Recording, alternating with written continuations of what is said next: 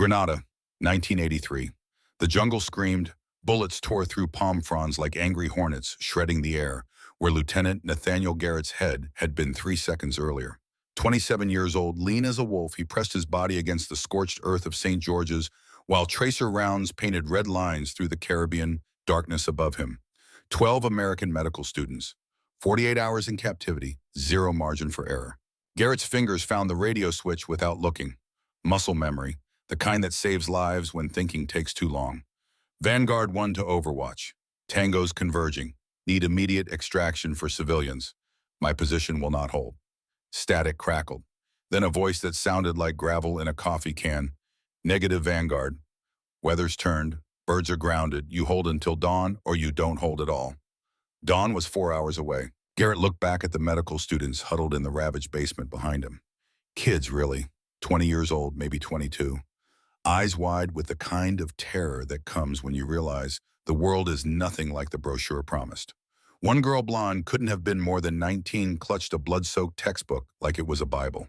She met his eyes. Are we going to die here? Garrett checked his magazine. 17 rounds. He had 4 more mags. 68 bullets between 12 civilians and whatever hell was coming through that tree line. Not today, he said. What happened next would earn him a chest full of medals he'd never wear in public, and a mark on his body he'd carry to his grave. What happened next would create a legend that would sleep for 42 years before waking up in the last place anyone expected. But that was then. Fort Wainwright, Alaska. Present day. The mess hall at Fort Wainwright smelled like every military dining facility in America. Industrial cleaner fighting a losing battle against decades of fried food and stale coffee. 200 soldiers packed the space on this Friday evening, their voices creating a wall of sound that bounced off cinder block walls and government-issue linoleum. In the corner booth near the emergency exit, partially hidden behind a 20-year-old issue of Army Times, sat a man the other soldiers didn't notice. 70 years had carved deep lines around his eyes and turned his hair the color of winter steel, but his posture remained parade ground straight. He wore civilian clothes, worn jeans, a flannel shirt that had seen better decades, work boots with the leather cracked and honest. Brigadier General Nathaniel Garrett, retired, sipped coffee that tasted like motor oil and watched. The small spiral notebook beside his cup contained 3 weeks of observations. Times, names, behavioral patterns, the kind of intelligence work that didn't involve satellites or encrypted communications, just patience and the ability to see what others missed. Tonight would be different. He could feel it the way old wounds ache before a storm. The mess hall doors opened.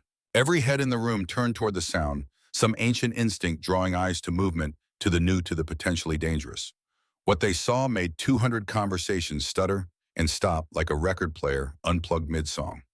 A woman stood in the doorway, small, maybe 5'4" in her scuffed combat boots, oversized olive green hoodie hanging off narrow shoulders like she'd borrowed it from someone twice her size. Blonde hair pulled back in a messy bun, loose strands framing features that belonged on a college campus, not a military installation. Slim-fit jeans that screamed civilian. A worn backpack slung over one shoulder. She looked lost. She looked young. She looked like prey.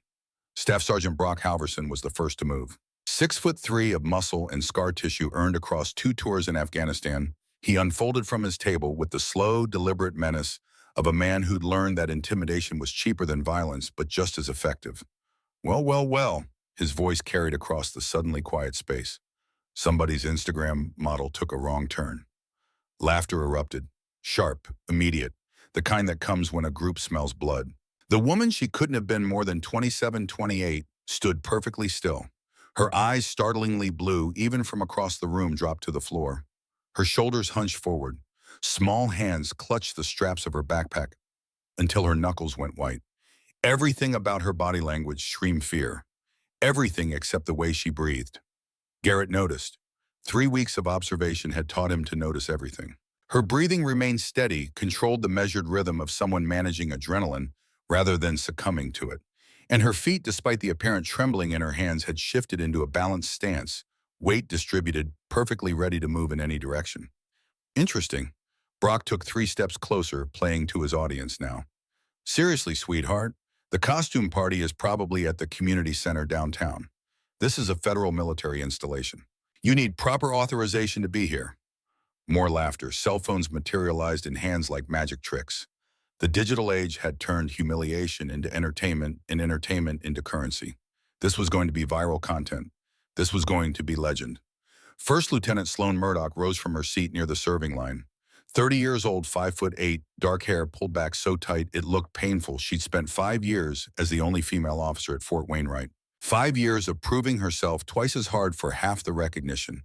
5 years of learning that the only way to survive was to be harder than the men, meaner than the circumstances, and absolutely ruthless with anyone who might be seen as weak.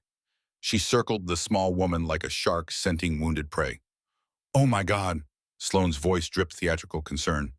"Honey, are you lost? Because this is really not where you want to be. Trust me on this." The watching soldiers leaned forward despite themselves. There was something magnetic about cruelty, something that drew the eye even as it repulsed the conscience. The young woman's voice emerged barely above a whisper. I have orders to report here."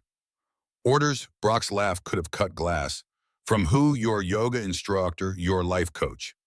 He gestured broadly to his audience, a performer who knew his crowd. "Look at this, people.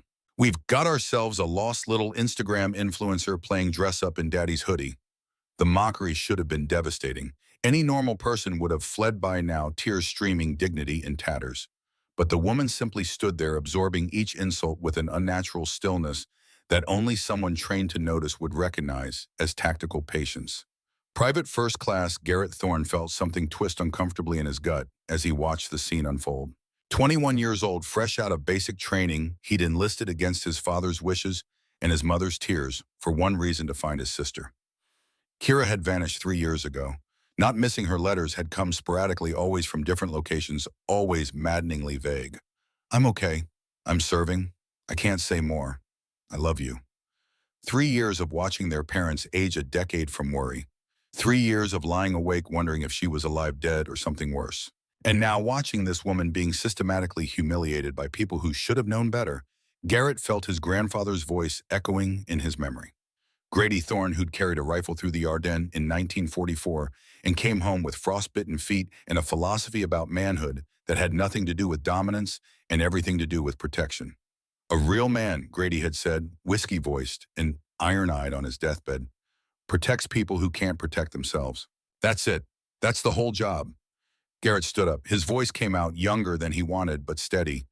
"Maybe we should just leave her alone." The room's attention swiveled toward him like a spotlight, and Garrett felt 200 pairs of eyes calculate his value and find him wanting. Brock's smile turned predatory. "What was that, Private?" "I said maybe we should leave her alone, Sergeant."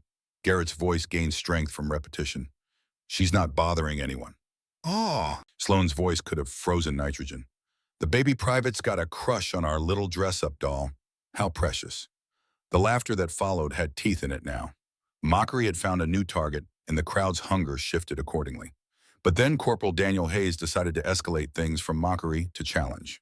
A weapons specialist with arms like bridge cables and a face that looked like it had been carved from granite with a dull chisel.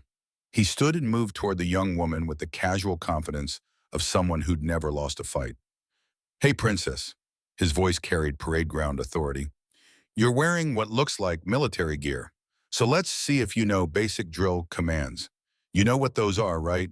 The question hung in the air like smoke from a discharged weapon. Hayes expected hesitation, confusion, maybe tears. What he got instead made him take an involuntary step backward. "Yes, Corporal." The young woman's voice emerged crisp and clear, cutting through the background noise like a blade through silk. She snapped to attention with movements so precise, so perfectly executed, that the laughter began to falter. Her posture transformed from cowering civilian to textbook military bearing in the space of a heartbeat. Spine straight, shoulders back, chin level, eyes forward, every angle perfect. In his corner, Garrett the general, not the private, set down his coffee cup with deliberate care. His hand didn't shake, but it wanted to. Hayes recovered his confidence and pressed forward. "About face." The woman executed the movement flawlessly. Her boots clicked against the linoleum with parade ground precision. The timing was perfect, the execution without flaw. Muscle memory operating at a level that took months, sometimes years, to develop. The casual chatter in the mess hall began to die as more soldiers noticed something wasn't quite right about this supposedly helpless civilian. "Present arms," Hayes commanded, certain he could trip her up. Without hesitation, she brought her hands up in the exact position required for presenting an imaginary rifle. Her form was so perfect it could have been used in a training manual. The kind of precision that spoke of endless repetition under the watchful eyes of instructors who accepted nothing less than perfection. Brock sensed the shift in atmosphere and moved quickly to regain control. "Lucky guess," he announced loudly, his voice carrying forced confidence. "Anyone can memorize a few moves from YouTube videos, but let's see how you handle real equipment." He unholstered his sidearm, a standard-issue M9 Beretta, and made a show of ejecting the magazine and clearing the chamber with theatrical flair before extending the empty weapon toward her. "Field strip and reassemble. 30 seconds. Standard qualification procedure." It was meant to be impossible. Military weapons were complex precision instruments that took months of training to handle competently. No civilian could possibly. The woman's hands moved. Not fast, not slow, liquid. Like water finding its level, like mercury flowing across glass. The weapon came apart in her grasp with a series of soft clicks, mechanical whispers that spoke of absolute familiarity. Spring, barrel, slide, frame, each component removed with surgical precision and laid out in perfect order on the nearby table. The watching soldiers leaned forward despite themselves caught between disbelief and growing unease. 15 seconds. That was all it had taken her to completely disassemble a service pistol that many of them still struggled with after months of training. The reassembly was poetry. Her fingers moved without conscious thought, muscle memory guiding each motion as the weapon reformed in her hands. Click, snap, slide. In 12 seconds, the pistol was whole again, the action smooth as silk as she tested the mechanism before safely returning it to Brock. Total time 27 seconds. The silence that followed was deafening. Brock stared at the weapon in his hands as if it might bite him. His confident smirk had been replaced by something approaching confusion. Sloane's mouth had fallen open, her practiced superiority momentarily shattered. Hayes was frantically trying to remember if he'd ever seen anyone, including instructors, handle a weapon with that level of effortless competence. "Beginner's luck," Brock said finally, but his voice lacked conviction. "Anyone can take apart a pistol if they've practiced enough." The woman said nothing. She simply returned to her previous position, hands clasped behind her back, eyes downcast as if the last 30 seconds had never happened. But Garrett had seen enough. The retired general, not the young private. 3 weeks of surveillance, 42 years of experience, and every instinct developed across 3 wars told him the same thing. This woman was not what she appeared to be. He reached for the encrypted phone in his jacket pocket. Not the smartphone the younger generation carried, but a modified satellite unit that connected to networks most people didn't know existed. His arthritic fingers found the keys from memory and composed a brief message to handlers who operated in shadows deeper than military intelligence. Target demonstrating advanced capabilities. Request immediate analysis. The response came back in less than 30 seconds. Continue observation. Do not intervene. Garrett settled back into his booth and watched the trap continue to close. Colonel Marcus Drummond chose that moment to enter the mess hall. 63 years old, weathered face scanning the room with the automatic assessment of a career officer who'd made life or death decisions for 40 years. He immediately noticed the crowd formation, the cell phones, the palpable tension radiating from the center of the room like heat from a fire. "What's the situation here?" Drummond's voice cut through the noise like a blade carrying 3 decades of command authority. Brock snapped to attention, but his smile remained confident. "Just conducting an impromptu inspection, sir. Checking to make sure personnel are properly authorized to wear military-affiliated clothing on base." Drummond's gaze moved to the young woman, taking in her oversized hoodie, her civilian jeans, her obvious discomfort. To his experienced eyes, she looked like exactly what Brock claimed, a confused civilian who'd somehow ended up in the wrong place at the wrong time. "Ma'am?" Drummond's voice wasn't unkind, but it carried the weight of official inquiry. "Do you have proper authorization to be on this installation?" The woman reached into her hoodie pocket with movements so careful they seemed choreographed. She produced a slightly crumpled manila envelope and extracted a set of papers that looked official enough to pass initial inspection. "Yes, sir. Orders to report for temporary duty assignment." Drummond accepted the documents, his expression growing increasingly puzzled as he read. The orders appeared legitimate, bearing all the correct signatures and authorization codes, but something about them seemed off. The assignment details were vague, the reporting structure unclear. Classification markers that referenced programs Drummond had never heard of despite 40 years in service. "These orders are unusual." Drummond said slowly, his military mind automatically flagging inconsistencies. The authorization codes are correct, but the assignment parameters are classified above my clearance level. For the first time since entering the room, the woman looked up. Her blue eyes met Drummond's with a directness that seemed to contradict her submissive posture. Yes, sir.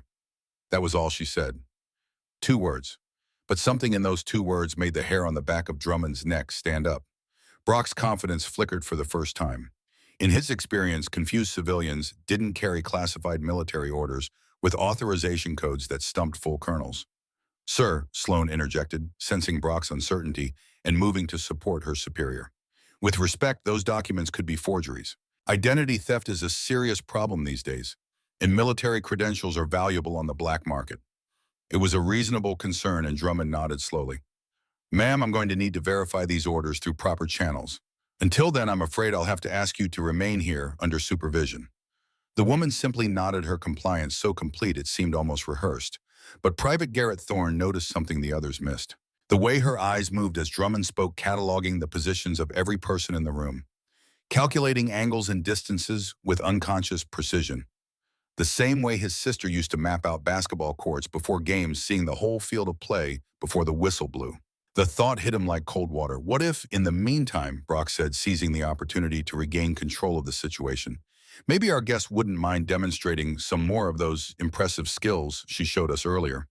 His voice carried a dangerous edge now, the tone of someone who'd decided that subtlety was no longer necessary. Hayes stepped forward, producing his own sidearm.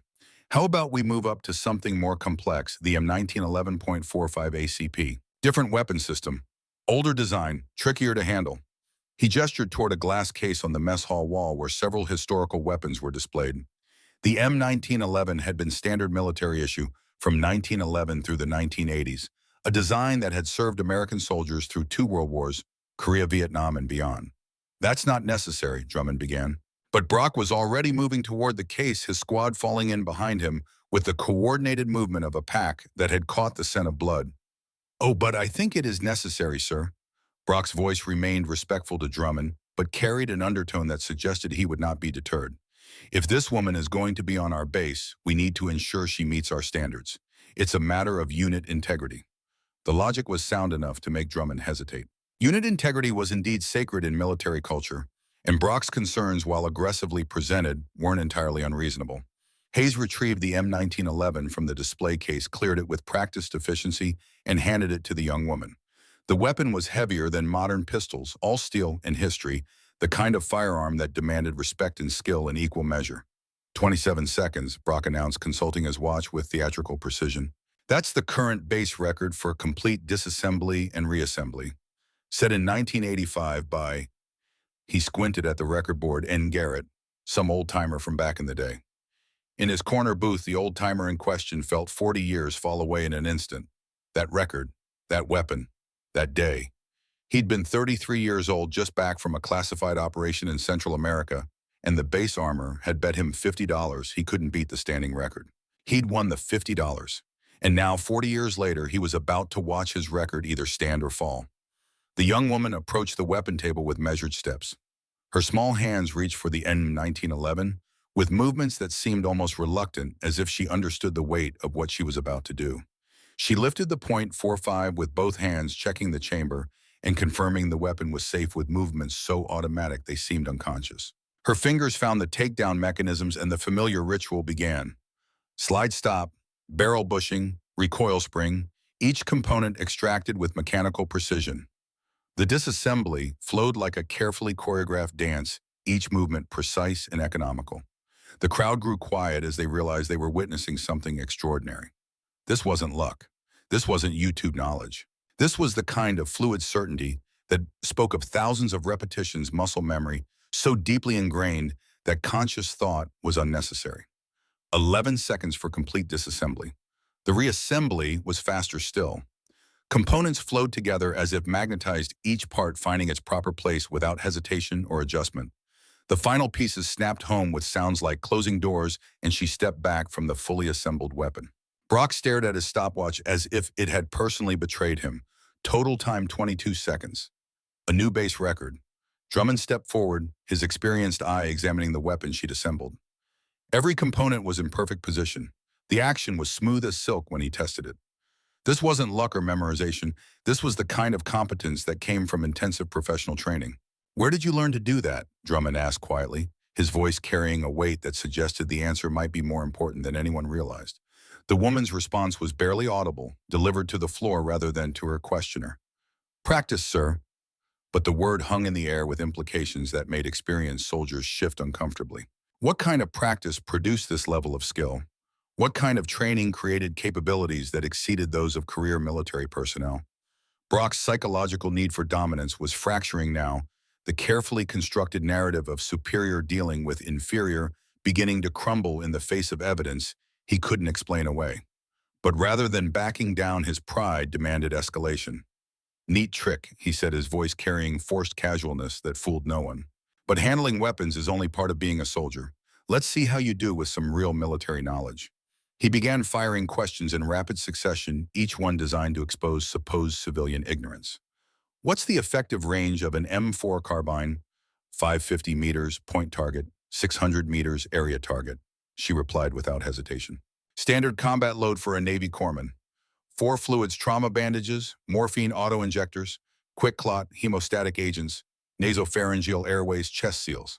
How do you call for close air support in a danger close situation? Authentication with higher command, precise target coordinates using military grid reference system, complete personnel accountability within blast radius, confirmation of friendlies' positions and marking. Danger close protocol requires approval from ground commander and air controller. The questions came like machine gun fire, each one technical enough to stump most civilians and many soldiers. But she answered them all, her responses crisp and precise, delivered with a kind of casual confidence that suggested the information was so basic it hardly required conscious thought.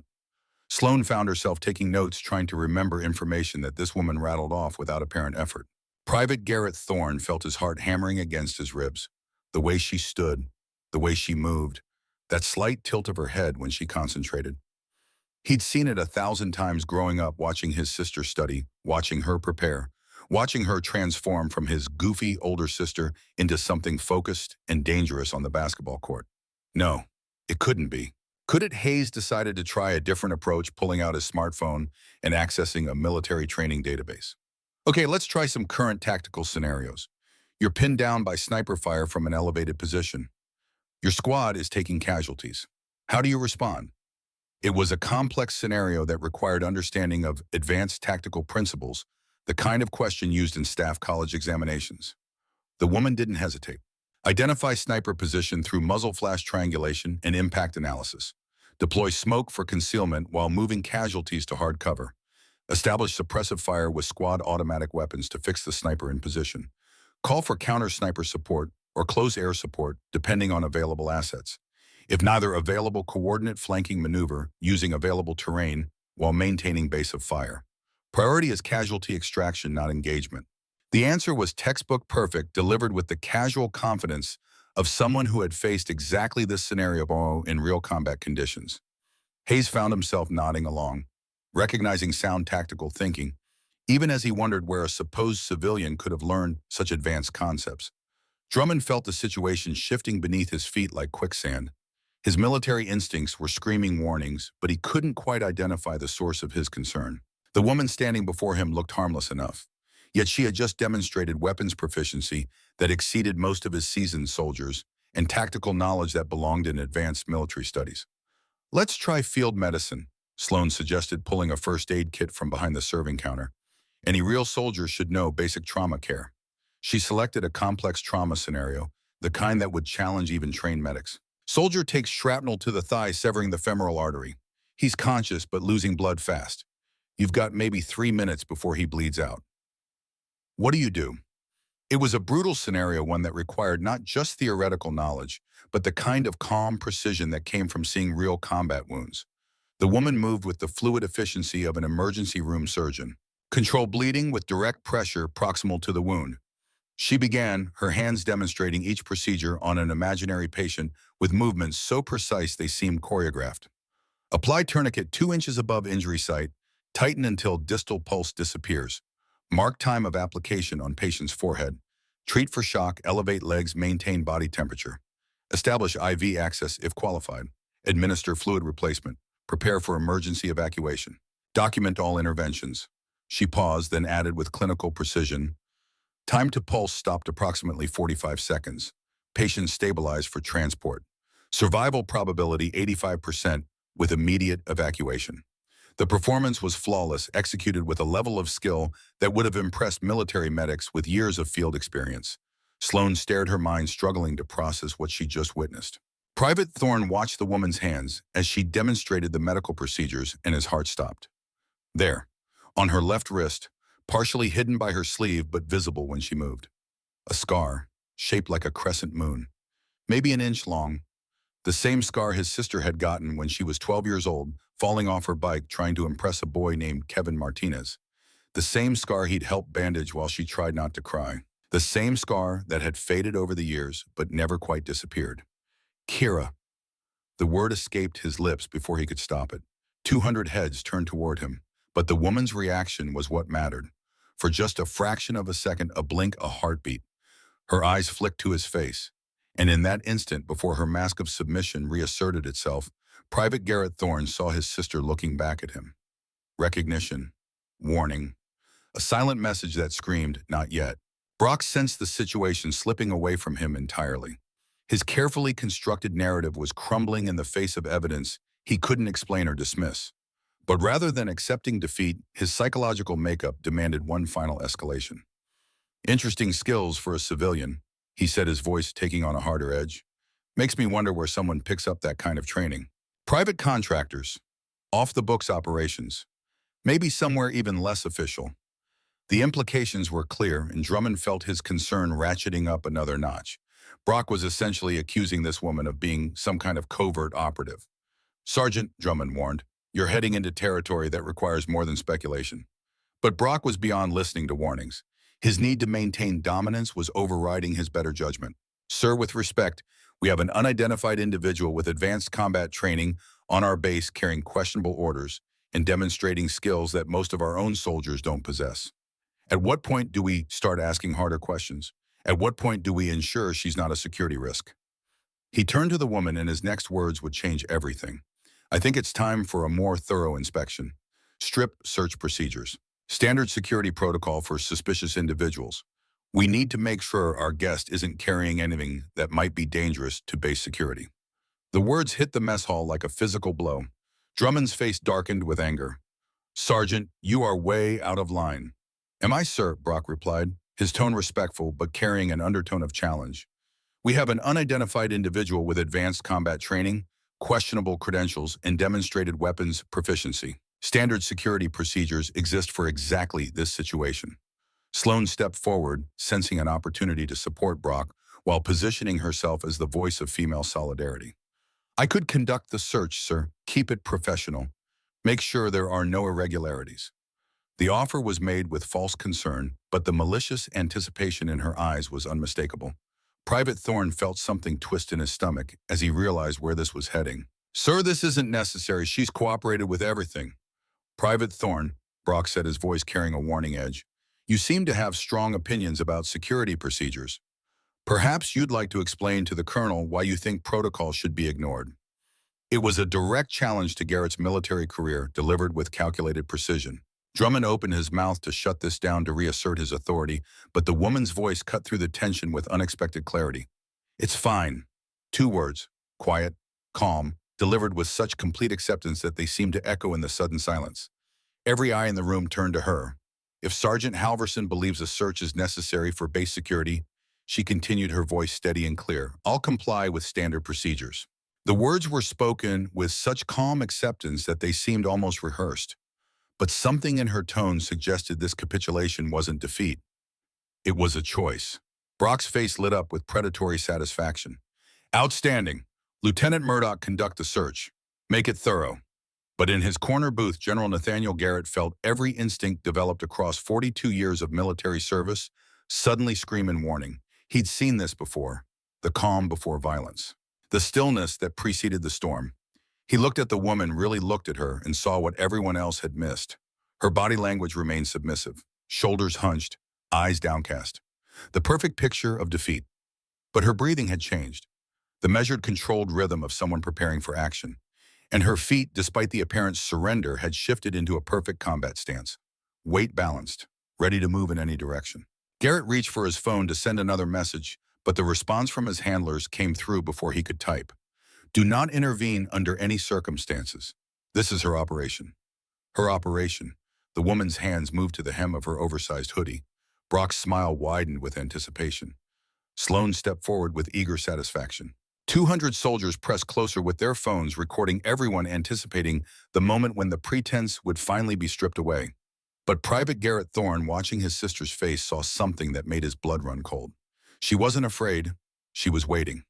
The hoodie began to rise, revealing first the toned muscles of her abdomen, then the defined lines of someone whose physical conditioning went far beyond civilian fitness standards. She was wearing a black tank top underneath, form-fitting and practical. But it was what lay beyond, what began to emerge as the fabric lifted higher, that would transform every assumption in the room. Ink, black as midnight, beginning to show at the small of her back. Intricate lines that spoke of professional artistry, of hours spent under the needle of something that was part art, part declaration, part warning. The woman, Lieutenant Kira Thorne, though no one except her brother knew, it yet pulled the hoodie off completely and stood in her tank top and jeans. And there, covering her entire back from shoulder blade to shoulder blade, from the base of her neck to her lower spine, was a masterpiece that made 200 soldiers forget to breathe. A dragon. Not the cartoonish representations popular in civilian tattoo parlors, but something rendered with such artistic precision and anatomical accuracy that it seemed alive. The creature was coiled in a perfect spiral, scales, individually detailed claws sharp enough to seem real, eyes burning with an intensity that made the artwork seem three-dimensional. But it wasn't just any dragon. It was a specific design, a particular style, a symbol that existed in only one context known to only a handful of people in the entire United States military. In his corner booth, General Nathaniel Garrett stood up for the first time in 3 weeks. His hand moved to his left forearm, where 42 years ago a military tattoo artist in a secured facility in North Carolina had marked him with an identical design. His was faded now, the black ink turned gray with age and sun exposure, the details softened by time and countless missions. But it was the same dragon, the same crest, the same mark that had been given to only 47 people in 42 years of secret operations, 34 of whom were dead. Private Garrett Thorne's whisper cut through the silence like a blade. Holy God, that's the dragon crest. And just like that, everything changed.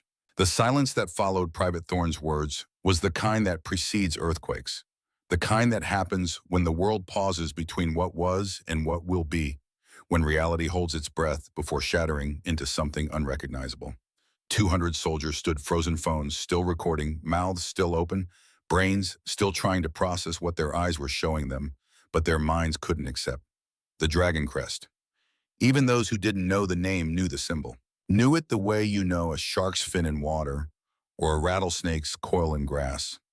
Some knowledge lives deeper than conscious thought, written into the survival instincts that kept humanity alive when the world was nothing but teeth and darkness.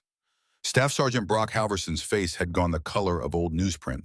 His hands, which moments ago had been steady with anticipated triumph, now trembled like leaves in a storm.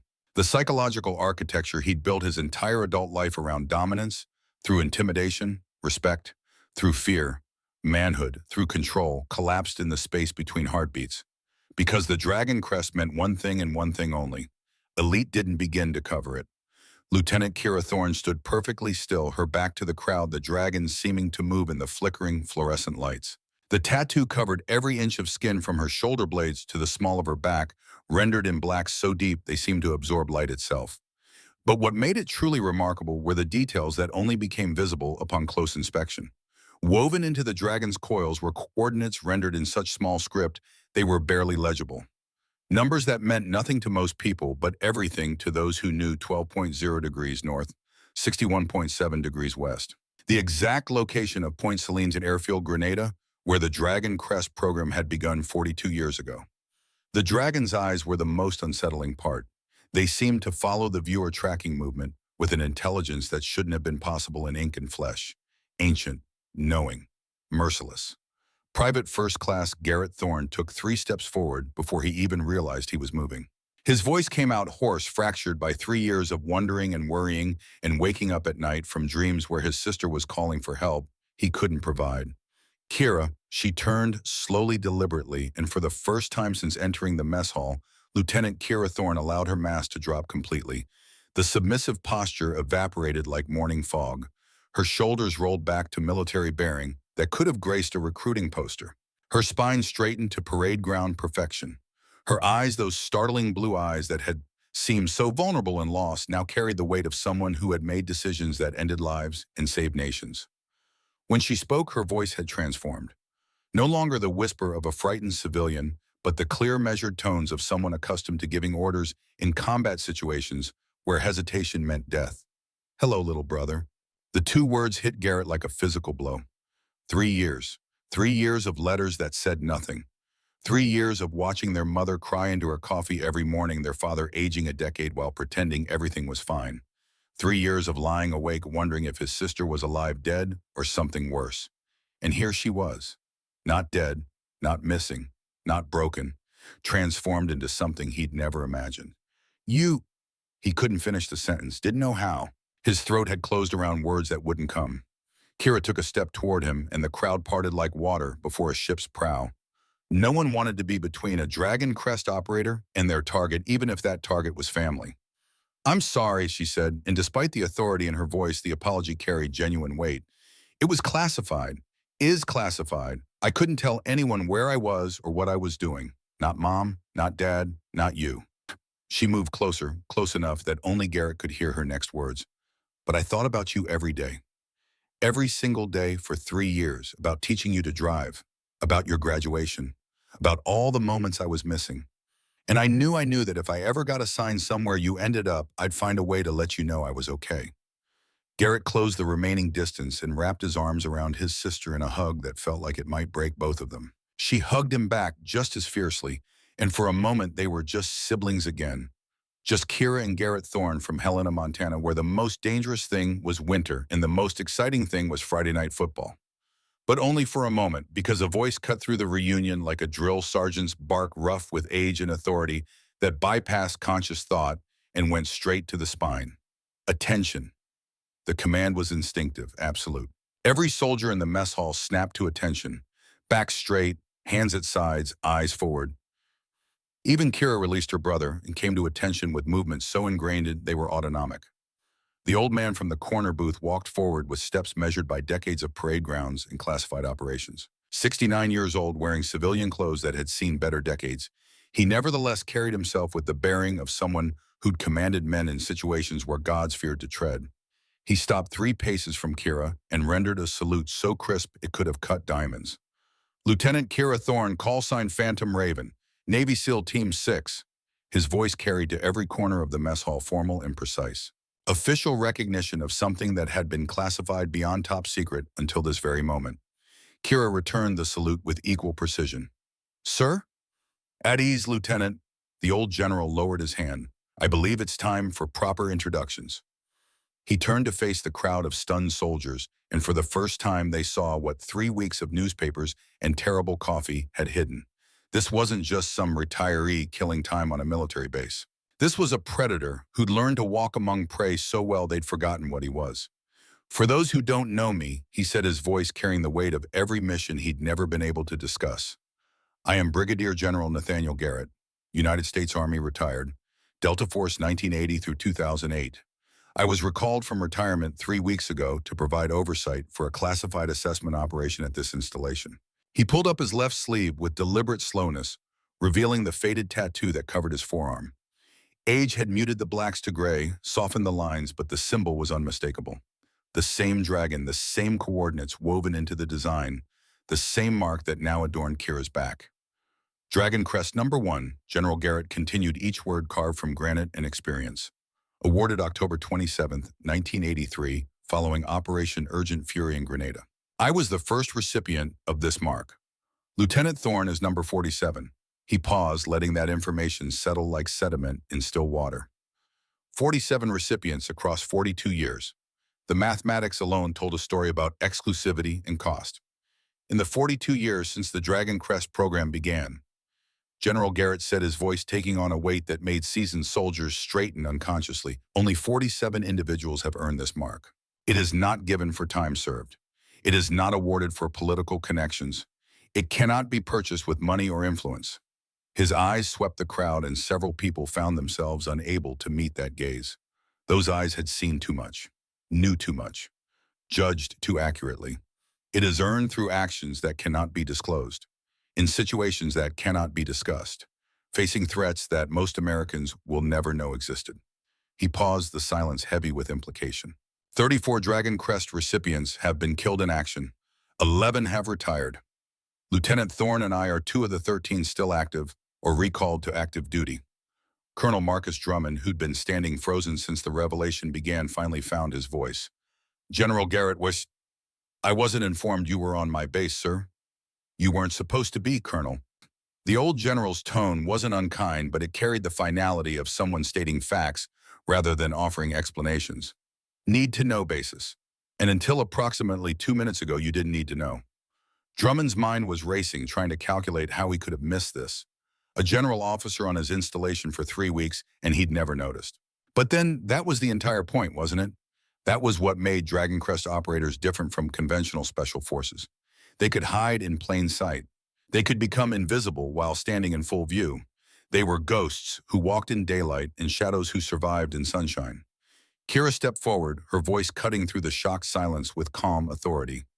My orders were to conduct a comprehensive security assessment of Fort Wainwright under deep cover, to evaluate not just your defensive capabilities or your response protocols, but your personnel, your culture, your leadership. She turned to look directly at Brock Halverson, who remained at attention but looked like a man watching his entire world collapse in real time.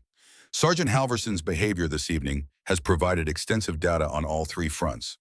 The words landed like artillery shells, each one carrying implications that would reshape careers and futures. Brock's voice emerged as barely more than a croak. Ma'am, I didn't know. If I'd known who you were— Stop! Kira's command cut through his apology like a blade through silk. That's exactly the problem, Sergeant. You're saying if you'd known I was someone important, someone dangerous, someone who could end your career, you would have treated me differently. She took a step toward him, and despite himself, despite his training and his size and his experience, Brock Halverson flinched.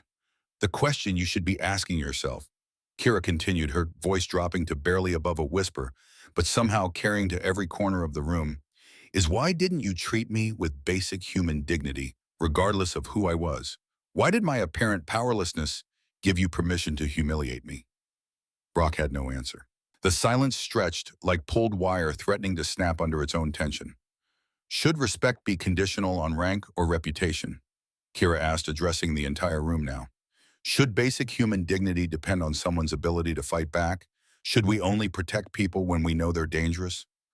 The questions hung in the air like smoke from a battlefield, unanswerable because everyone present knew the truth. Their behavior had revealed exactly who they were when they thought there would be no consequences. First Lieutenant Sloan Murdoch, who'd been standing frozen with her hand still extended, as if to conduct the search she'd offered, finally lowered her arm. Her voice emerged small and uncertain, stripped of the aggressive confidence she'd worn like armor for 5 years. Ma'am, I thought you were just— Weak, Kira finished for her. Not cruelly, but with the kind of directness that cut deeper than any insult. You thought I was weak. You thought I was an easy target. You thought you could build yourself up by tearing someone else down.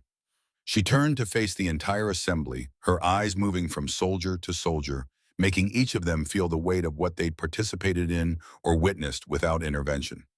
This wasn't just about identifying bad leadership or toxic behavior, Kira said. It was about understanding how this installation became vulnerable to infiltration in the first place, because that's what happened here. Fort Wainwright has been compromised. The temperature in the room seemed to drop 10 degrees. Soldiers who'd been focused on their own shame suddenly shifted to tactical alertness. Compromised in military terminology meant enemy action, meant active threat. Colonel Drummond stepped forward, his command authority reasserting itself. Compromised how, Lieutenant? Kira pulled a modified laptop from her backpack. Military-grade hardened case encryption protocols visible on the case exterior satellite antenna built into the design. She opened it on a nearby table, and the screen showed a detailed map of Fort Wainwright with multiple locations marked in red. Shadow Protocol, she said, and the name fell into the room like a funeral shroud. In his corner, General Garrett's jaw tightened. He knew that name. Knew it the way you know the name of a disease that killed someone you loved. Knew it with the kind of visceral hatred reserved for betrayals that cut deeper than enemy action. Shadow Protocol was originally formed in 1992. Kira continued, her voice taking on the clinical tone of someone delivering an intelligence briefing as a special counterintelligence unit following the collapse of the Soviet Union. Its mission was to identify and neutralize internal threats Americans who might sell secrets to the highest bidder in the case following the Cold War. She touched a key and photographs appeared on the screen. Men and women in military uniforms, some young, some old, all marked with red X's that indicated deceased or captured. Over the past 33 years, Shadow Protocol evolved from counterintelligence into something far more dangerous. A rogue organization that sells classified information to anyone willing to pay. They've been responsible for at least 18 compromise operations that we know of, resulting in the deaths of 47 American operatives and uncounted foreign assets. Private Garrett Thorne, still standing near his sister, felt ice water replace the blood in his veins. They're here, on this base. They were, Kira confirmed. For the past 6 months, Shadow Protocol has been running a comprehensive surveillance operation on Fort Wainwright, monitoring communications, documenting security procedures, identifying exploitable personnel for potential recruitment. She brought up a new image on the screen, a man in his early 50s, weathered face marked by sun and violence's eyes that calculated trajectories and vulnerabilities with equal precision. He wore civilian clothes in the photograph, but everything about his bearing screamed career military. Captain Silas Trent, Kira said, her voice hardening almost imperceptibly. Former Delta Force, served with General Garrett in the 1990s. Currently operating as Shadow Protocol's senior field operative at this installation. He's been here for 6 months, living in Fairbanks under the identity of a defense contractor consultant. The old general closed his eyes briefly, and when he opened them again, they carried the weight of old betrayals and older wars. Trent, he said quietly, the single word containing volumes. I should have known. I should have seen it coming. You couldn't have, sir, Kira said gently. He's very good at what he does. That's why Shadow Protocol recruited him. Recruited him? General Garrett's voice turned sharp. Silas Trent was one of the best operators I ever served with. He saved my life in Somalia. What the hell happened? Bosnia 1995, Kira replied, pulling up another file. Operation Deliberate Force. You were leading a team to extract intelligence assets from Sarajevo. The mission went sideways when Serbian forces moved faster than expected. You had to make a choice. She showed a classified after-action report, and General Garrett's face went pale as he read details he'd spent 30 years trying to forget. 8 intelligence assets who would have exposed NATO operations if captured, Kira continued relentlessly, or 1 Delta Force operator who'd been compromised but might survive Serbian custody. You chose the 8. I chose the mission, General Garrett corrected, his voice rough. I chose to save 8 people who'd die for certain over 1 person who might survive. That's what command means. That's what the job requires. Trent didn't see it that way, Kira said. He was held by Serbian forces for 6 months. Tortured. Broken. When he finally escaped, he was a different person. He believed you'd abandoned him for political convenience. That belief made him vulnerable to recruitment. She closed the file and her voice softened slightly. Shadow Protocol found him in 1996, offered him purpose, money, a way to strike back at the system he believed had betrayed him. He's been working for them ever since. Where is he now? Drummond demanded, his hand moving unconsciously towards his sidearm. Kira checked her laptop, reading data streams that updated in real time. Activating extraction protocols. He's been monitoring this mess hall with remote audio surveillance since Lieutenant Murdoch suggested the body search. He knows we're on to him. She looked up, and her expression carried the kind of calm that comes before violence. We have approximately 8 minutes before he destroys all evidence of Shadow Protocol's presence here and disappears into channels we can't follow. Then we move now, Drummond said, already reaching for his radio. I'll deploy QRF, secure all exits, lock down the base. No, sir. Kira's voice carried absolute authority despite the difference in rank. If you deploy conventional forces, Trent will activate his network's scorched earth protocols. Shadow Protocol has operatives we haven't identified yet. They'll scatter, destroy evidence, and will lose any chance of rolling up the entire organization. Drummond bristled at being told what to do on his own base, but General Garrett stepped in before the situation could escalate. Colonel, stand down. Lieutenant Thorne is correct. This is a Dragon Crest operation. We're just watching her work. The words carried weight that transcended rank.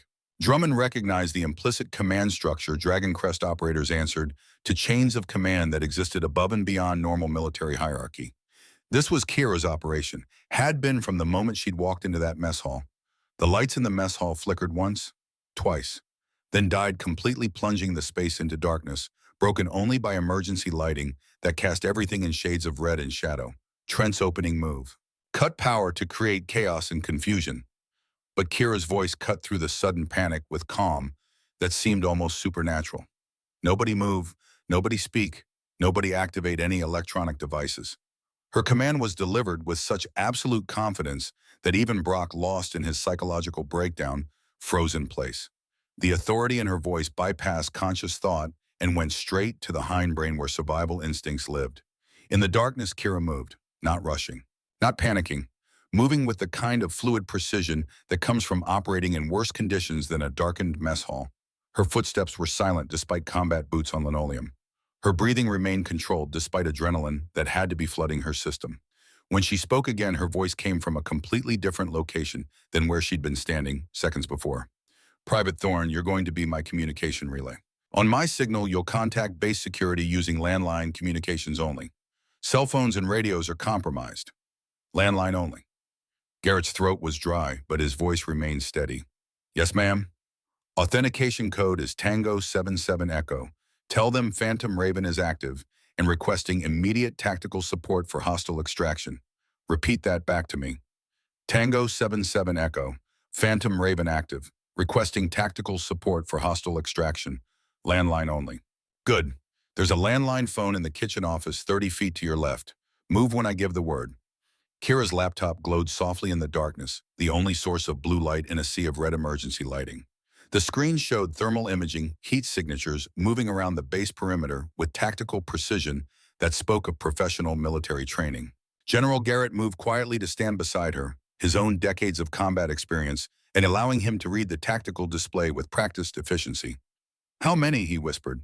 12 confirmed, Kira replied just as quietly. Moving in coordinated teams of 3. They're heading for the communication center and the command post. Classic isolation protocol, cut off our ability to call for help before they move on this building. On time, 6 minutes before they reach the comm center. 4 minutes before they're in position to assault this building. Sloane Murdoch, standing close enough to overhear, despite the whispered conversation, felt her training assert itself, despite the chaos of the evening's revelations. Ma'am, if they're moving on communications and command, they're planning to isolate the base before conducting elimination operations. This is a scorched earth scenario. Correct, Lieutenant, Kira said, and there was a note of approval in her voice. Shadow Protocol can't afford witnesses. Everyone in this room has seen too much, knows too much. Their only option is complete elimination followed by evidence destruction. The word should have caused panic, should have sent 200 soldiers scrambling for exits and weapons. But Kira's calm was contagious, spreading through the darkness like an antidote to fear. But they're not expecting us to be ready, she continued. They're expecting chaos and confusion. They're expecting conventional response from conventional soldiers. She began moving through the darkened mess hall, her hands finding objects in the darkness, with the kind of certainty that suggested she'd been mapping the space mentally since the moment she'd entered. What they're getting is something different. Private Thorne, execute communications now. Move. Garrett moved through the darkness toward the kitchen office, his hands outstretched, but his steps confident. 3 months of basic training had included night navigation exercises. This was just another evolution. Kira continued her preparations, and soldiers nearby could hear objects being moved, positioned, arranged with tactical precision. Sergeant Halverson, she called quietly into the darkness.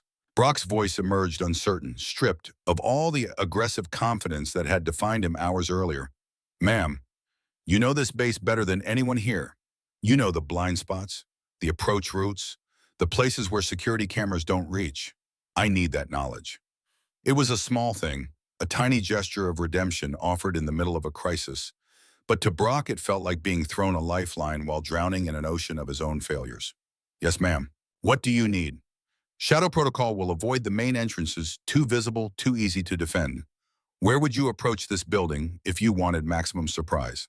Brock's tactical mind, honed by 2 tours in Afghanistan, kicked in automatically. Northeast loading dock. It's used for deliveries, so the exterior door lock is often broken. Security camera died 3 weeks ago and hasn't been replaced. From there, you can access the main mess hall through the kitchen without being seen from the main entrances. How long to move from exterior perimeter to that door? 2 minutes at tactical pace, maybe 90 seconds if they're pushing hard. Kira processed this information with the speed of someone trained to make life or death decisions in milliseconds. Then that's where they'll come, and that's where we'll be waiting. She pulled what looked like a simple chef's knife from a nearby cutting board, testing the weight and balance, with movements that suggested extensive training in blade work.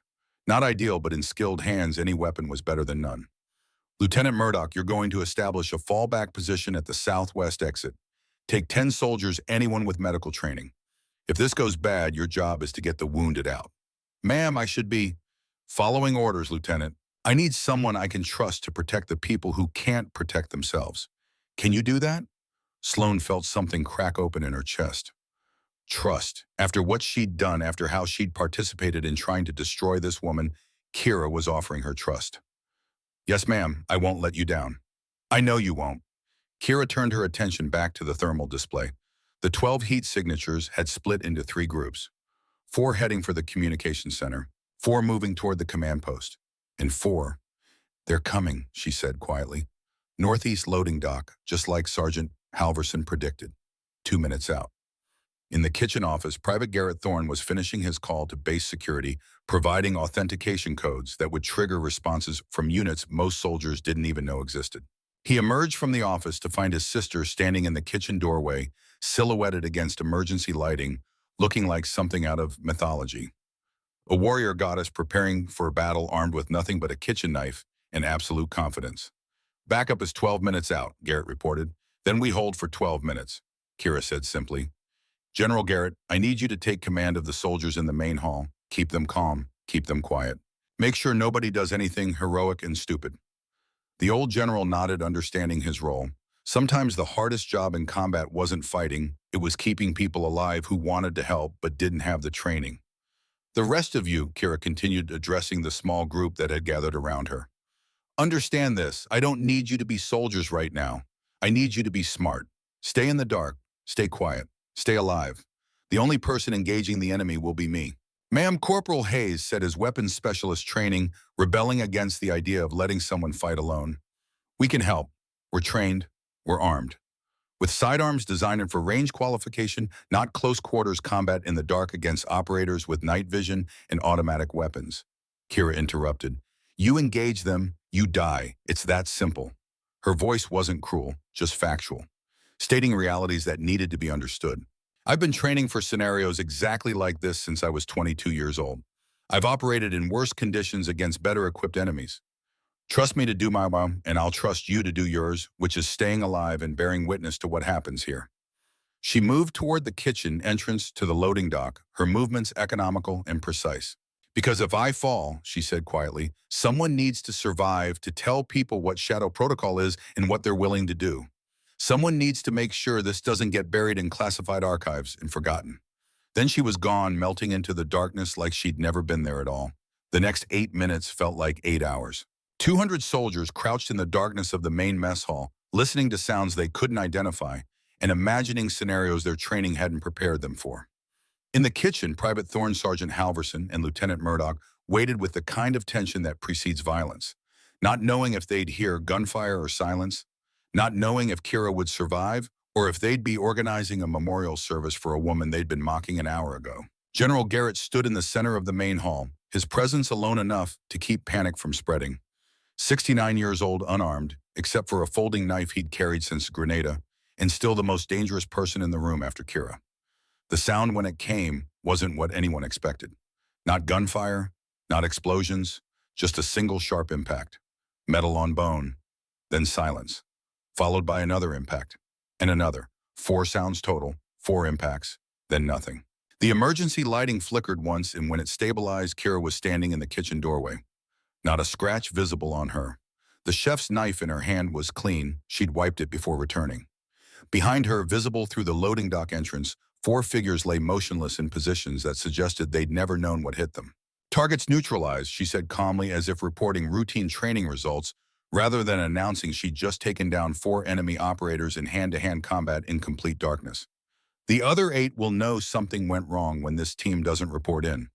We have maybe 3 minutes before they adapt their tactics. She pulled out her laptop, checking status updates with the kind of multitasking that suggested she was processing information at a level most people couldn't maintain under stress. Backup is 7 minutes out. Shadow Protocol's other teams are converging on this position. We're about to get hit from 2 directions simultaneously. How do we? Drummond started to ask, but Kira's laptop chimed with an incoming priority alert that made her smile for the first time all evening. A genuine smile that reached her eyes and transformed her face from warrior to something almost human. Never mind, she said. Backup just arrived early. The main doors of the mess hall burst open with a sound like thunder. But what entered wasn't Shadow Protocol operatives. Figures in full tactical gear moved with the fluid precision of elite operators, their movements coordinated to the point of seeming choreographed. Night vision goggles, body armor that looked like it could stop tank rounds, weapons held with casual competence that spoke of more firefights than most soldiers would see in their entire careers. The team leader's voice emerged amplified through a tactical headset. Phantom Raven status report. Area secure, casualties nil, witnesses protected. Kira replied, her response delivered in the crisp military terminology that belonged to classified operations. Hostile teams converging from north and west. 8 confirmed. Copy that. Dragon 6 has them on thermal. They're not going anywhere. The team leader removed her helmet, revealing features weathered by sun and combat. Maybe 45 years old, with a scar running from her left eyebrow to her jawline that told stories she'd never speak aloud in public. She pulled down the collar of her tactical vest, revealing a flash of ink on her collarbone. Another dragon, another crest, another member of a club that numbered 13 living souls. Colonel Bryn Ashford, the woman announced, her voice carrying command authority that matched General Garrett's. Dragon Crest number 18, Gulf War, Somalia, Iraq, Afghanistan. Lieutenant Thorne, good to see you're still in one piece. You too, ma'am, Kira replied with genuine warmth. Montana Cell.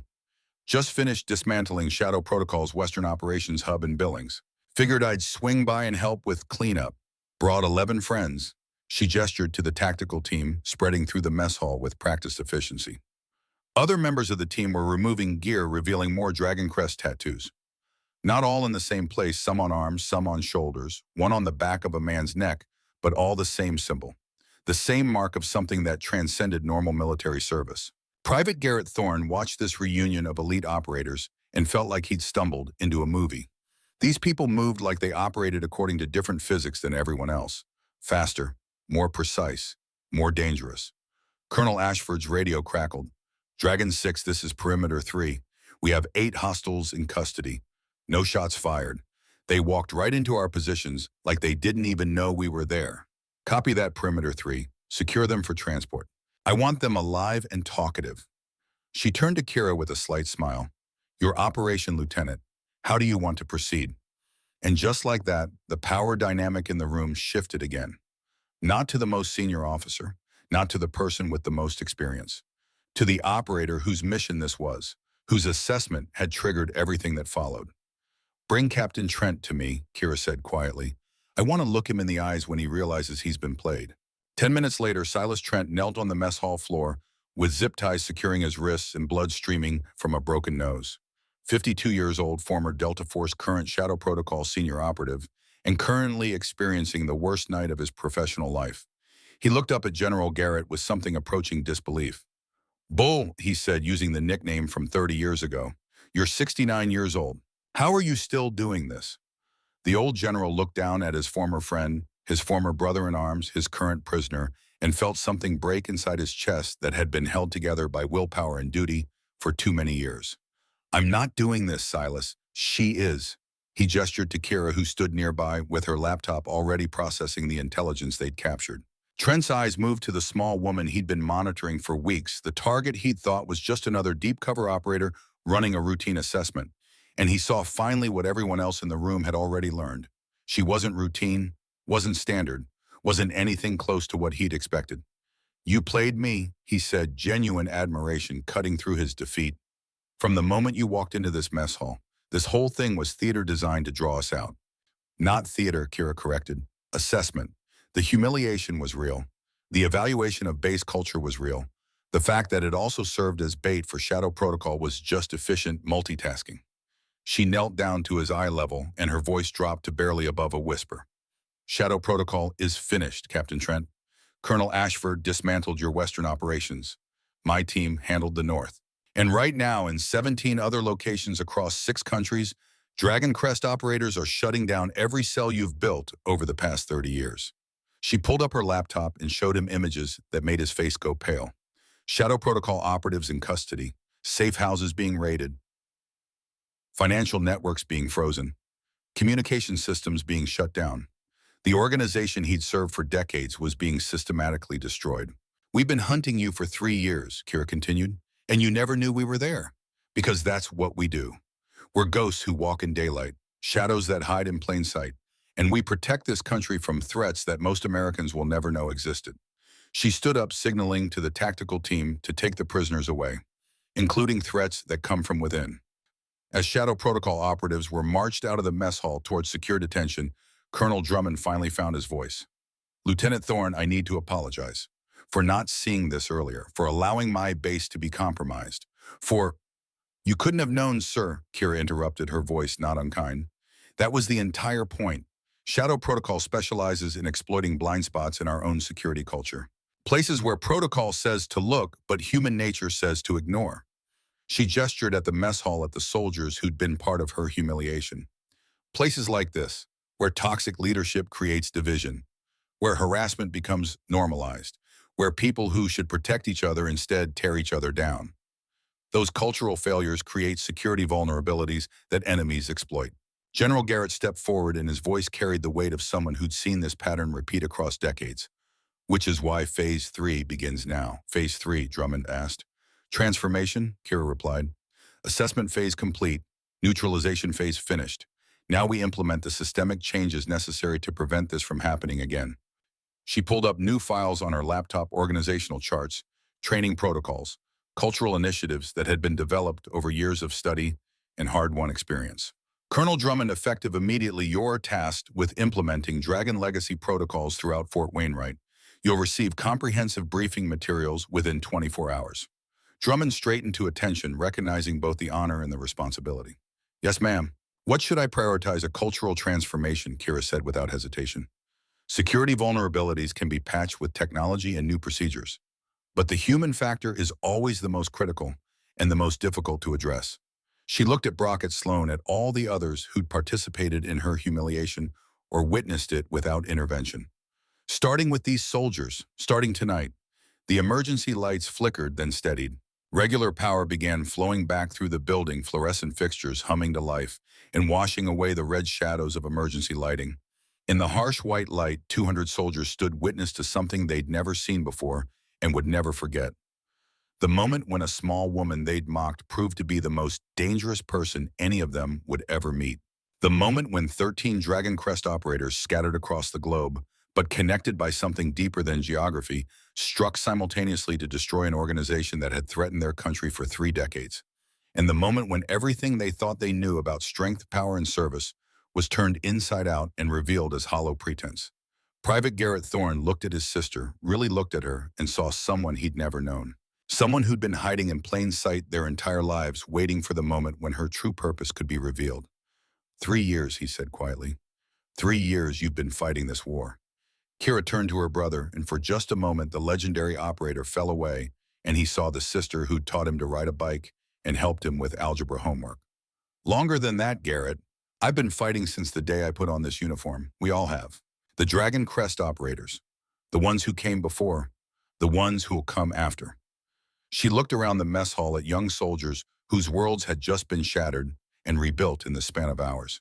And now we teach the next generation to fight smarter, to fight better, to fight without becoming the thing we're fighting against. General Garrett moved to stand beside her, and the 2 Dragon Crest operators, number 1 and number 47, separated by 42 years and connected by something deeper than time, stood together as the weight of what had happened tonight began to sink in for everyone present. Outside, the Alaskan night was falling, fast temperature, dropping toward the kind of cold that could kill in minutes. But inside Fort Wainwright's mess hall, something new was being born from the ashes of what had been destroyed. A legacy that would span generations. A promise that would outlive them all. and a truth that had been written in ink and blood and sacrifice across 42 years of secret wars, that the strongest warriors were often the ones nobody saw coming until it was far too late, and that sometimes the people you underestimate are the ones who change everything. 3 months later, Fort Wainwright in February was a landscape of absolutes. Temperature 52 below zero, daylight barely 5 hours, wind that stripped exposed flesh to bone in minutes. The kind of environment that didn't forgive weakness or hesitation, where survival required respect for natural forces beyond human control. Sergeant Brock Halverson, demoted to private first class 3 days after the incident, promoted back to sergeant 2 months later, following intensive psychological evaluation and demonstrated transformation, stood before 30 soldiers in the newly established Ethical Leadership Center and felt sweat running down his spine despite the Arctic cold outside. The room was small and deliberately austere. No flags, no motivational posters, no military pageantry. Just chairs arranged in a circle and windows that looked out on a landscape white and merciless. 3 months ago, Brock had commanded attention through intimidation, had filled rooms with his physical presence and aggressive confidence, had built his entire identity around being the biggest, hardest, most dangerous person in any space he occupied. Now he stood in front of peers and subordinates, trying to explain how spectacularly wrong he'd been about everything. 3 months ago, he began, his voice steady despite the tremor in his hands. I stood in the mess hall about 200 meters from here and demonstrated everything a military leader shouldn't be. The soldiers watching him remained silent. Many of them had been there that night. All of them knew the story by now. It had spread through Fort Wainwright like wildfire, then through other installations, then through the entire military community, until it became legend. The night a Navy SEAL got humiliated and changed everything. I used my rank to intimidate. Brock continued, forcing himself to maintain eye contact despite the shame burning in his chest. I confused dominance with leadership. I created an environment where cruelty was rewarded and moral courage was punished. He paused, gathering strength for what came next, the part that still felt like swallowing broken glass. And I did it because I was afraid. Corporal Daniel Hayes, sitting in the front row, leaned forward slightly. He'd been there. He'd participated. He'd spent the last 3 months in the same rehabilitation program as Brock, working through his own demons and failures. My father was killed in the Battle of Mogadishu in 1993. Brock said, his voice roughening with emotion he'd spent 34 years learning to suppress. Black Hawk Down, they called it later. Staff Sergeant Michael Halverson. Killed in action, October 3rd, 1993, when I was 2 years old. He pulled a worn photograph from his pocket and held it up. A young man in Army uniform, maybe 25 years old, grinning at the camera with the kind of confidence that comes from not knowing you're about to die. I don't remember him, not his voice, not his face, nothing except this picture and the stories my mother told me when I was old enough to understand. Brock's hands tightened on the photograph. She told me he was brave, strong, fearless, a warrior who died protecting his brothers. The silence in the room had weight now, substance. These weren't just soldiers listening to a lecture. These were people witnessing something raw and real. I spent my entire life trying to live up to a man I never knew, Brock continued. Trying to be strong enough, tough enough, hard enough that nothing could hurt me the way losing him hurt my mother. And somewhere along the way, I confused being strong with being cruel. I thought if I could make others feel small, it would make me feel big enough to fill the hole my father left. He looked around the room, making eye contact with each soldier. Lieutenant Thorne showed me something that night. She showed me that my father, the man I was trying to honor, would have been disgusted by what I'd become. Because real strength isn't about making others feel small. It's about protecting people who can't protect themselves. It's about standing up when standing up is hard. It's about being the kind of person who makes others better, not broken. His voice cracked on the last words, and he didn't try to hide it. 3 months ago, showing emotion would have felt like weakness. Now he understood it was the only honest thing he had to offer. I'm not standing here because I figured it out, Brock finished quietly. I'm standing here because I'm trying. Every single day. Some days I fail. Some days the old patterns come back and I find myself wanting to intimidate instead of lead. But Lieutenant Thorne gave me something I didn't deserve, a second chance. And I'm going to spend the rest of my career making sure I earn it. As he stepped away from the center of the circle, the soldiers in the room began to applaud.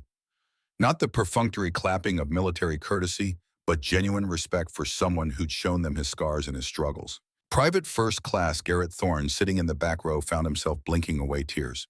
3 months ago, he'd watched this man try to destroy his sister. Now he was watching that same man try to rebuild himself into something better. Redemption, Garrett was learning, looked nothing like he'd expected. It wasn't dramatic or clean. It was messy and painful and required more courage than any firefight. After the session concluded, Brock found Garrett waiting outside in the brutal cold. "Private Thorne," Brock said, his voice uncertain. They'd barely spoken since the incident, beyond required military courtesy. "Sir," Garrett replied, then corrected himself. "Sergeant Halverson." "I wanted to—" Brock paused, searching for words. "I wanted to apologize. To you specifically. For what I tried to do to your sister." Garrett studied the older man's face, seeing genuine remorse rather than performative regret. "She's already forgiven you, otherwise you wouldn't still be here." "But you haven't," Brock said. "It wasn't a question." "No," Garrett admitted. "Not yet, but I'm working on it." Brock nodded, accepting that. "Fair enough. I'll keep trying to deserve it." He started to walk away, then stopped and turned back. "Your sister is the most dangerous person I've ever met, and I've served with Special Forces operators in Afghanistan. But you know what makes her truly dangerous." "What?" "She's dangerous because she makes you want to be better.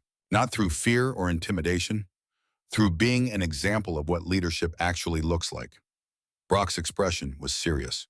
"Don't waste the opportunity to learn from her, because people like her don't come along often." As Brock walked away into the Arctic darkness, Garrett stood alone in the cold and thought about his sister, about the person she'd become in 3 years of classified operations, about the burden she carried that he was only beginning to understand. Across the base in the newly renovated Dragon Legacy training facility, Lieutenant Colonel Kira Thorne, promoted 2 months earlier, the youngest person to hold that rank in modern Army history, reviewed tactical assessments on 3 wall-mounted screens, while Colonel Bryn Ashford studied satellite imagery from 17 installations currently implementing the new protocols. The promotion had come with the kind of speed that only happened when the President of the United States personally intervened. Lieutenant to lieutenant colonel in a single jump, bypassing captain and major entirely. Unprecedented, controversial, and absolutely necessary for what came next. The facility occupied what had been an underutilized warehouse, transformed in 8 weeks into something that looked nothing like traditional military training infrastructure. No parade grounds, no obstacle courses, no drill sergeants breaking people down to build them back up. Instead, simulation rooms where soldiers practiced de-escalation. Lecture halls where psychologists taught the neuroscience of trauma and leadership. Small group spaces where people learned to communicate across differences of rank and experience and background. 17 installations, Kira said, studying data streams that updated in real time. 4,800 soldiers enrolled in the first wave. Preliminary results showing 67% improvement in unit cohesion and 89% reduction in harassment complaints. Ashford whistled low. "Those numbers are better than we projected." "They're better than we had any right to expect," Kira agreed, "but they're also just surface indicators. Cultural transformation isn't measured in 3-month increments. It's generational work." She pulled up projections showing timelines that extended decades into the future. 5 years to establish baseline protocols. 10 years to see measurable change in retention and effectiveness. 20 years before the transformation became self-sustaining culture rather than imposed program. "The question," Ashford said, leaning back in her chair with the kind of weariness that comes from watching reform efforts fail, "is whether we can maintain momentum. Change is easy when it's new and supported by presidential attention.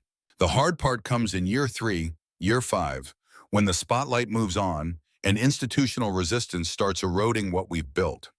Kira nodded, recognizing the truth in that assessment, and Ashford had 45 years of experience watching well-intentioned reforms get diluted and discarded. She'd seen promises made and broken. She'd watched good ideas die through neglect and bureaucratic inertia. "That's why we need the next generation ready to take over," Kira said quietly. "People like my brother, like Brock Halverson, believe it or not, like the 200 soldiers who witnessed what happened and understood what it meant." "Speaking of your brother," Ashford said with a slight smile, "the selection board finished deliberations yesterday. He's been approved for Dragon Crest candidacy." Kira felt pride and apprehension war in her chest. She'd known it was coming, had recognized the moment Garrett stood up in that mess hall that he had the character the program looked for. But knowing didn't make it easier. "When's the ceremony?" she asked quietly. "Next week. General Garrett will perform the marking himself." Ashford pulled up Garrett's file on one of the screens. 21 years old, exceptional tactical training scores. perfect psychological evaluation, and demonstrated moral courage under conditions that would have broken most people. She looked at Kira with knowing eyes. You recused yourself from the selection board. Good call. Keeps it clean. But you should know it was unanimous. He earned this on his own merit. Before Kira could respond, the facility door opened and General Nathaniel Garrett entered, accompanied by Colonel Drummond and a woman Kira didn't recognize. Early 50s conservative business suit, the kind of bearing that suggested she was accustomed to walking into rooms and immediately becoming the most important person there. Lieutenant Colonel Thorne, Colonel Ashford, Drummond said formally. I'd like to introduce Assistant Secretary of Defense Rachel Winters. She's here to observe our Dragon Legacy implementation and assess potential for expansion across all service branches. Kira and Ashford came to attention automatically, but Winters waved them at ease with practiced efficiency. Please, let's skip the formalities. I'm not here for briefings designed to impress oversight committees. Her voice carried the kind of directness that came from dealing with military bureaucracy for decades. I'm here because the president is very interested in what's happening at Fort Wainwright, and she wants to know if it can be scaled to the entire armed forces. The president, the actual commander-in-chief. Kira felt her pulse quicken, but kept her voice steady. Ma'am, the Dragon Legacy program was designed with that exact scaling in mind, but I need to be clear about something up front, which is, this isn't a quick fix. This isn't something you implement with a memo and PowerPoint presentations and call it done. Kira met the Assistant Secretary's eyes directly. Real cultural transformation requires sustained commitment at every level of leadership over years, probably decades. Half measures and budget cuts and political interference will kill it before it can take root. Winters smiled and the expression reached her eyes. Lieutenant Colonel, I've spent 20 years in the Pentagon watching people promise me easy solutions to hard problems. The fact that you're being honest about the challenges makes me more inclined to support this, not less. She moved to the screen showing data from the 17 pilot installations, studying numbers with the practiced eye of someone who knew how to read between the lines and spot manipulation. Walk me through it, Winters said. Not the sanitized version designed for congressional testimony. The real version. What's working? What's failing? Where are the pain points? For the next 2 hours, Kira and Ashford provided the most comprehensive and brutally honest assessment they'd given anyone outside the Dragon Crest community. They talked about successes installations where toxic leaders had been removed and replaced with people committed to the new approach, where harassment rates had dropped and retention had improved.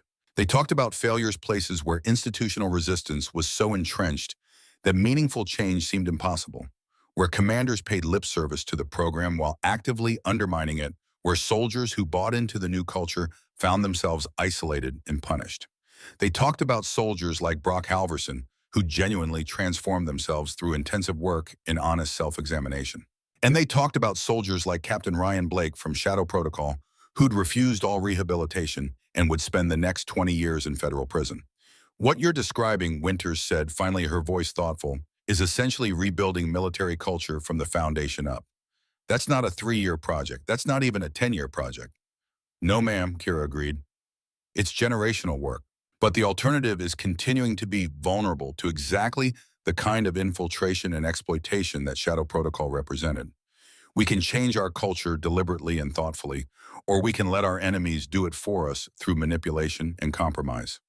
Winters was quiet for a long moment, thinking through implications and political realities that existed far above Kira's pay grade.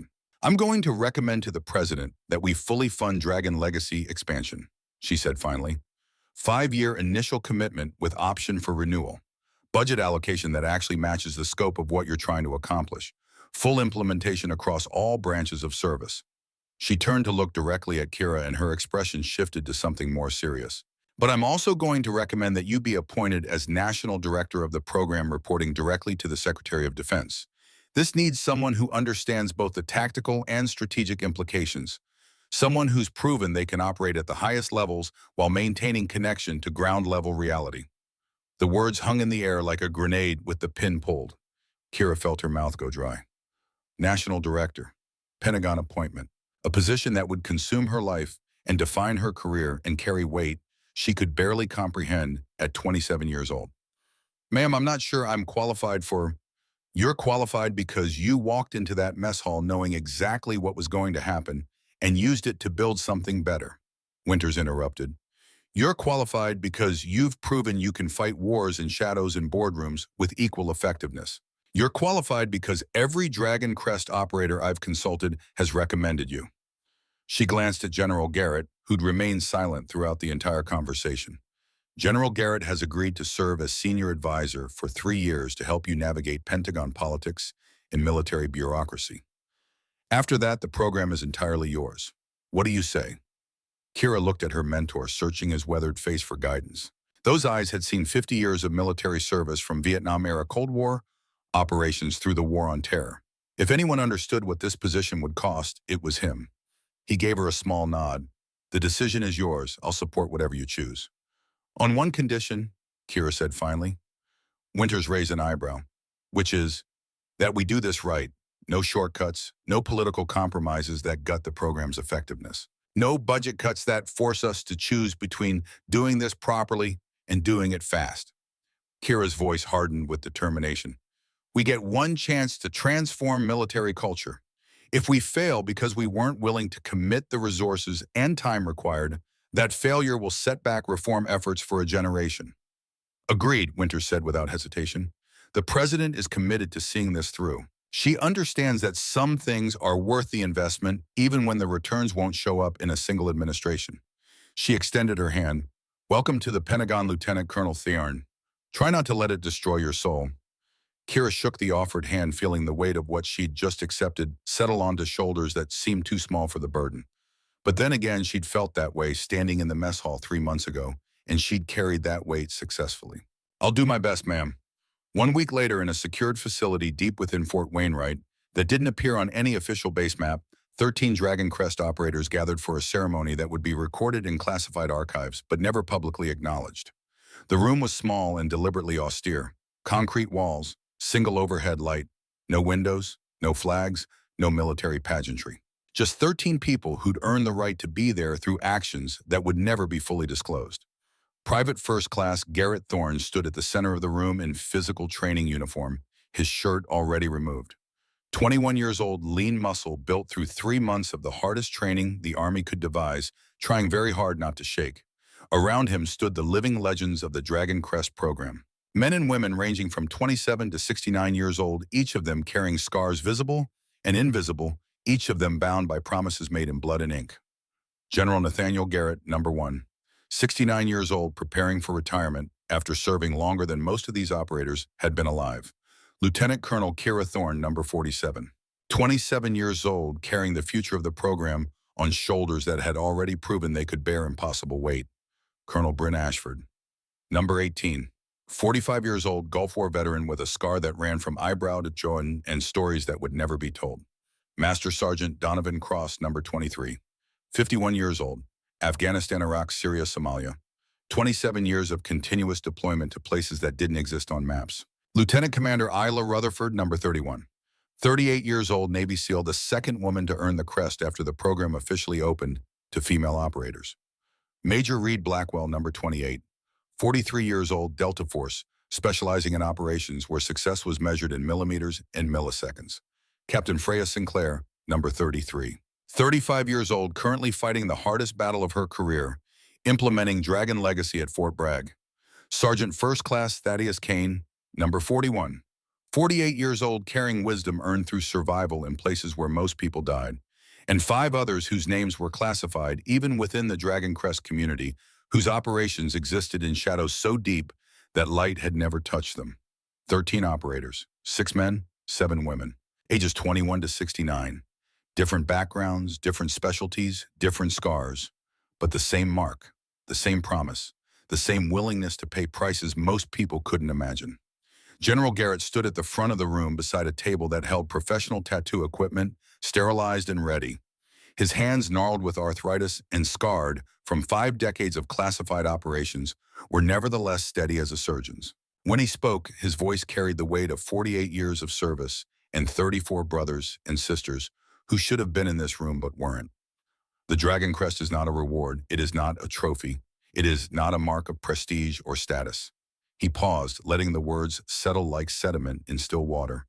It is a promise, a commitment that from this moment forward, you place the mission above yourself, the team above your ego, the country above your comfort, the people who cannot protect themselves above your own safety.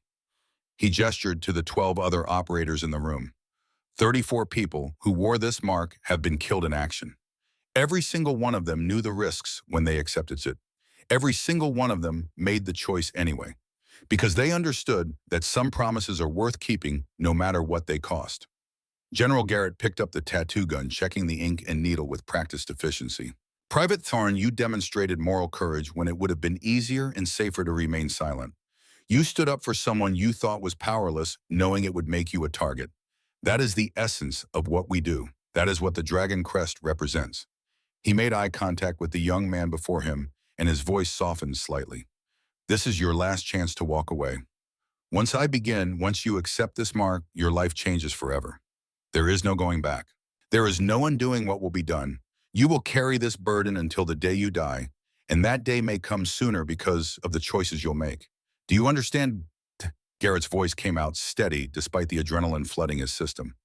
I understand, sir. Then let's begin.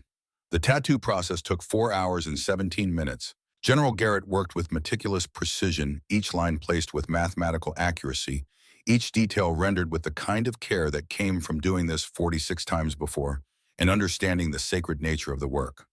The dragon took shape slowly across Garrett's left shoulder blade and down his arm. Not the massive backpiece his sister carried, but a design scaled appropriately for a male operator who needed the ability to conceal it under standard uniform. The dragon coiled in a protective spiral scales, individually detailed claws gripping a banner that bore the same coordinates that appeared on every Dragon Crest 12.0 degrees north, 61.7 degrees west, Point Salines Airfield, Grenada, where it all began. Garrett Thorne didn't make a sound throughout the entire process, didn't flinch, didn't ask for breaks. He'd watched his sister endure worse things in silence. He could handle this. When it was finally complete, General Garrett set down the tattoo gun and stepped back to examine his work. The dragon seemed to move in the overhead lighting, alive and watchful. Dragon Crest number 48. The old general announced, his voice rough with emotion he rarely allowed himself to show. Welcome to the family. The other 12 operators came forward one by one, each of them placing a hand on Garrett's shoulder in silent acknowledgement. No speeches, no grand declarations. Just the weight of recognition from people who understood what he'd accepted. Kira was last. She placed her hand over the fresh tattoo, feeling the heat of inflamed skin beneath her palm, and leaned close enough that only her brother could hear. I'm so proud of you, and I'm so sorry for what this will cost. Garrett turned to look at his sister, seeing past the legendary operator to the person who'd taught him to ride a bike and helped him with homework and left home to fight wars he'd never fully understand. You taught me that some prices are worth paying, he said quietly. That standing for something means standing up when it's hard. I'm ready for the pet. Kira hoped he was right, feared he wasn't, knew it didn't matter because the choice was made and the mark was permanent and the promise was binding. The ceremony concluded with a tradition that dated back to General Garrett's first operation. The 13 operators formed a circle, each of them revealing their Dragon Crest marks. Different placements, different ages of ink, different stories behind each one.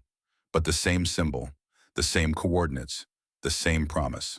They stood in silence for exactly 2 minutes and 16 seconds, 4 seconds for each of the 34 fallen, then broke the circle and returned to being individual operators with separate missions and distinct lives.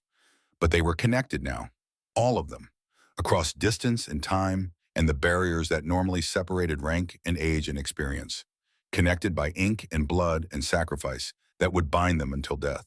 The following evening, all 13 Dragon Crest operators gathered again in the same facility for something unprecedented in the program's history. A reunion, a memorial, a moment to honor those who couldn't be there. General Garrett stood at the front of the room, and for the first time in his career, the weight of 48 years threatened to crush him. 34 empty seats, 34 brothers and sisters who should have been here but weren't. We gather, he said, his voice rough with emotion, to honor those who cannot be here, to remember the 34 who paid the final price, to acknowledge that we stand here because they fell there. The room fell silent. Each operator lost in their own memories of friends who'd become family, who'd made the ultimate sacrifice for missions that would never be acknowledged and victories that would never be celebrated. General Garrett began speaking names, slowly, deliberately, giving each one the weight it deserved. Sarah Blackwood, number 15, killed in action, Syria 2023. Single mother of a 6-year-old boy, died protecting 43 people from a suicide bomber.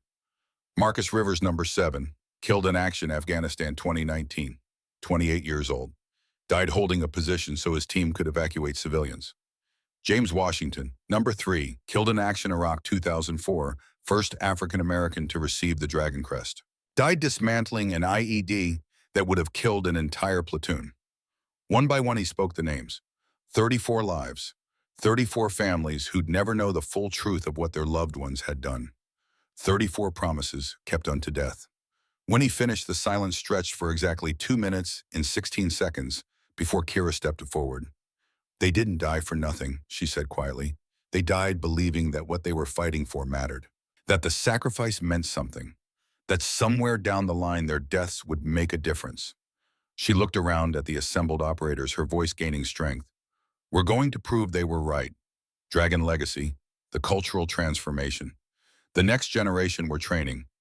All of it is proof that their sacrifice mattered, that the promises they made and kept were worth the cut." Colonel Ashford nodded. 48 Dragon Crests awarded, 34 killed in action, 13 still standing. Those are hard numbers to face.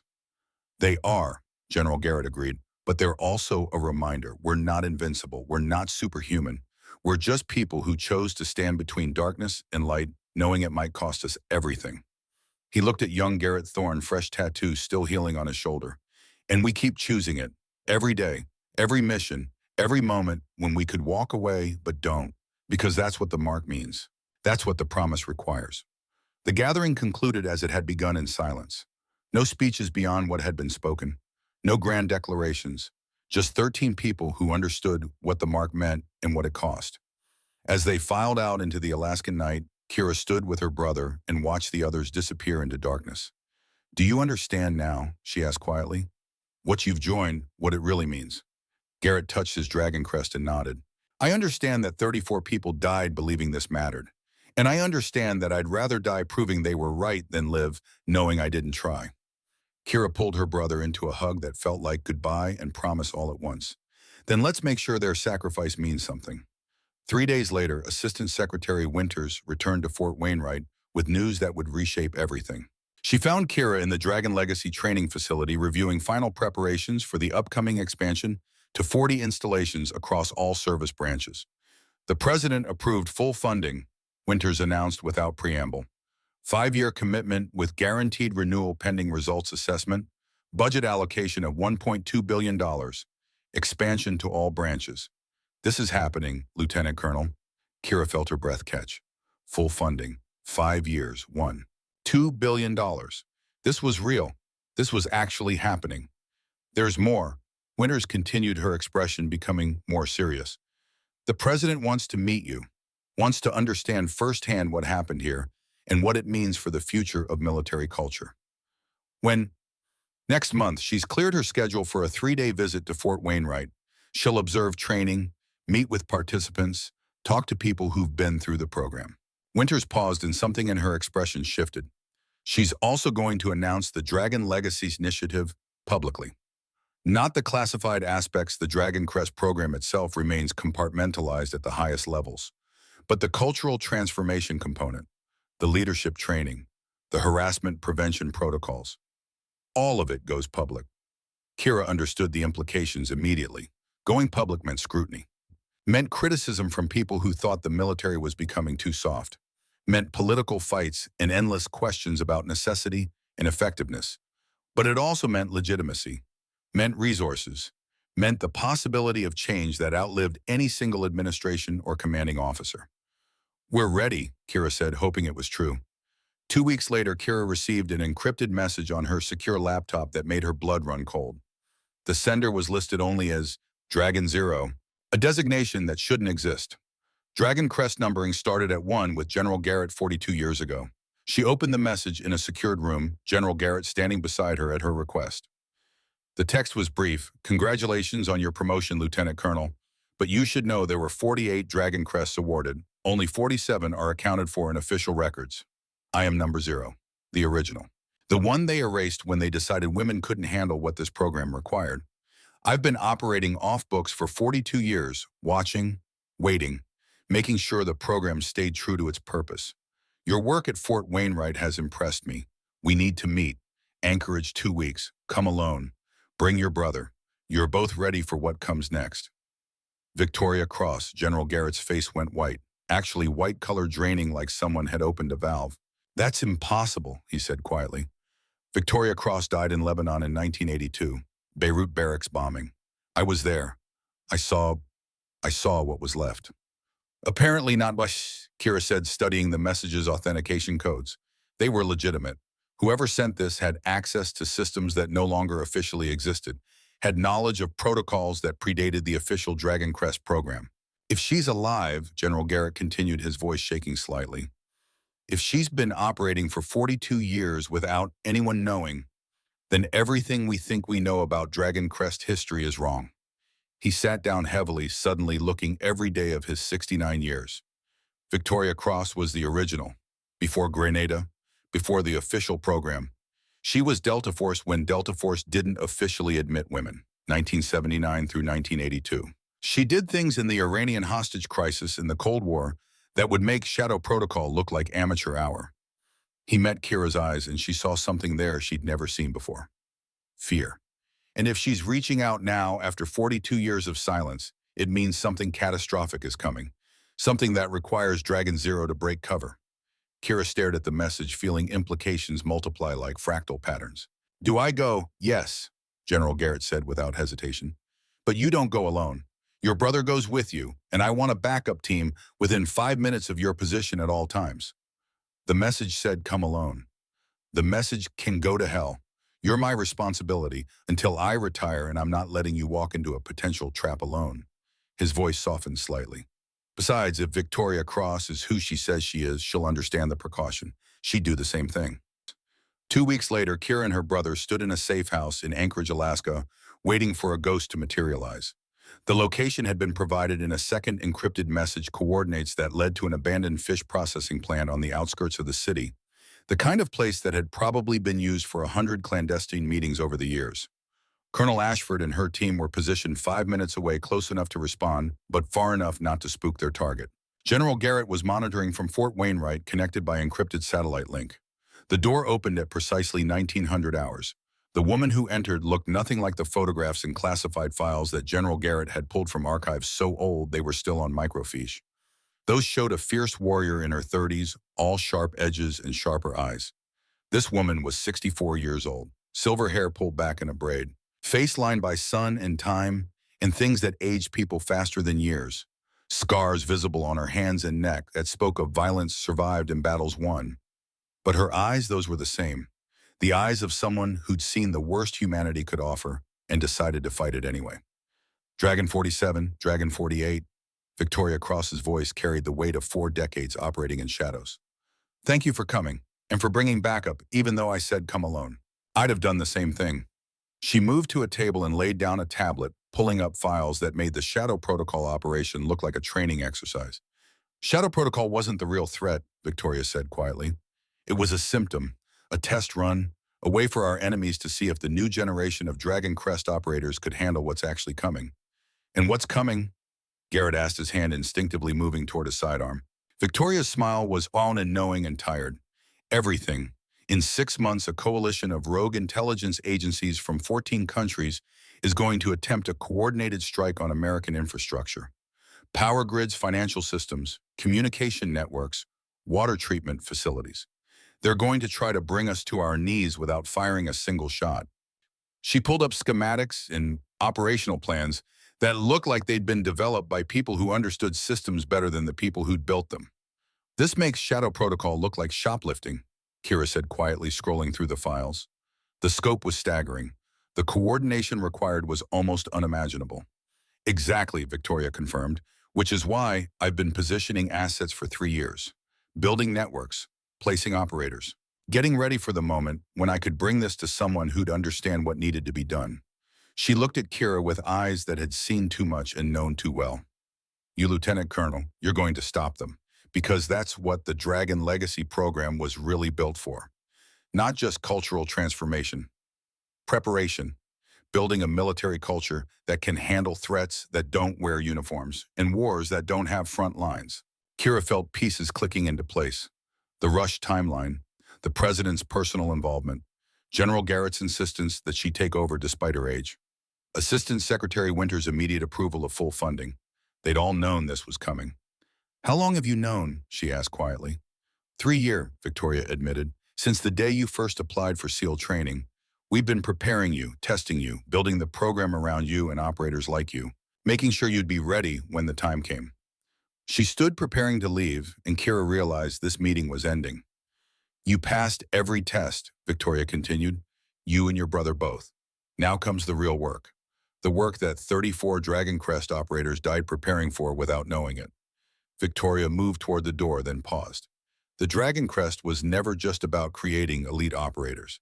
It was about creating protectors who could operate in a world where the old rules don't apply anymore, where threats don't announce themselves and wars don't have clear endings. Her expression softened almost imperceptibly.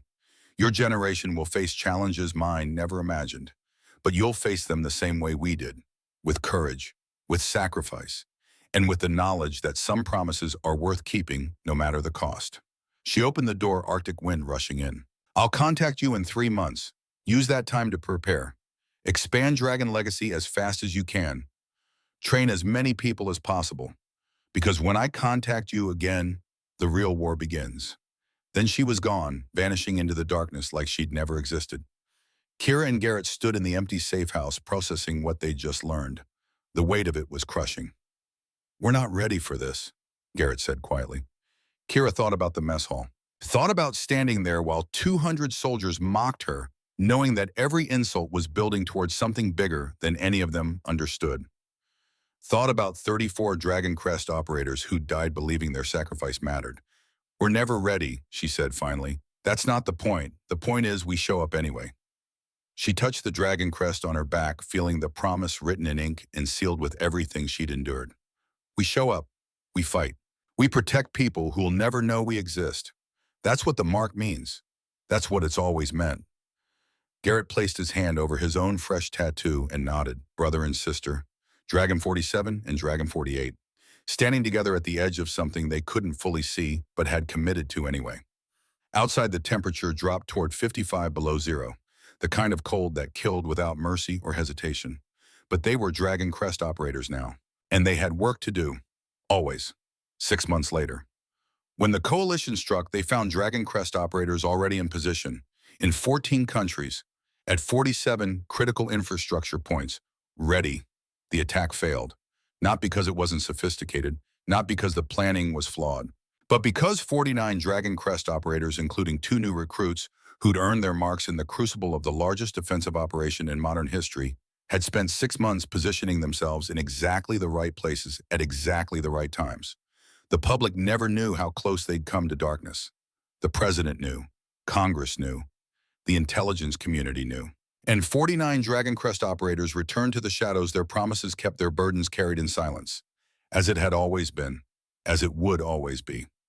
Lieutenant Colonel Kira Thorne stood in her Pentagon office, still adjusting to working somewhere with carpets and windows instead of concrete and tactical displays, and looked at the memo on her desk.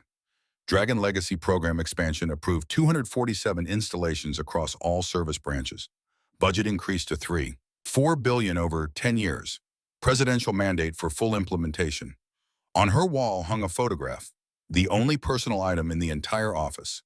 13 Dragon Crest operators standing in the snow outside Fort Wainwright, arms around each other's shoulders, faces showing exhaustion and pride, and the kind of bond that only forms when people face death together and survive. Her brother stood beside her in that photo. Both of them marked, both of them committed, both of them ready for whatever came next. Because that's what Dragon Crest operators did. They stood between darkness and light. They made promises they'd die to keep. They carried burdens so others wouldn't have to. And they did it in silence, in shadows, in spaces where most people would never look and could never follow. Always.